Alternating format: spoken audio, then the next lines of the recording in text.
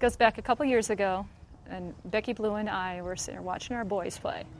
And we looked around and said, we need more space. It was just 2.5 years ago that we decided to become a CTA, and it was the idea of one of our local coaches who said, you know, if we want to grow tennis in Brandon, we need to become a community tennis association. And we're all like, well, what's that? The Brandon Tennis Association was formed, and they started fundraising. They wanted to build up that community. It was a growing community. More and more people were moving into Brandon. Now they stay there and they play tennis, and it's great.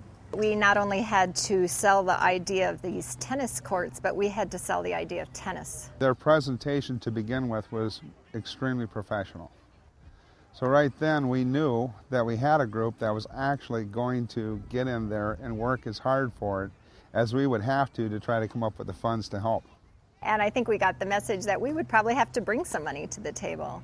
And rightly so. I think if we want to make this happen, then we need to put our money where our mouth is. And so we had some very intentional efforts of connecting with local foundations, local business people, grant opportunities, and we wanted to pull our weight.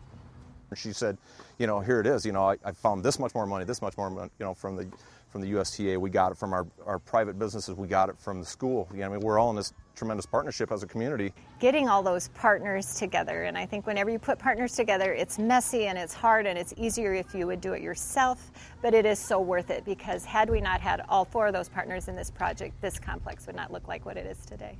I would have never have thought we could raise over $200,000 from the public, businesses, private.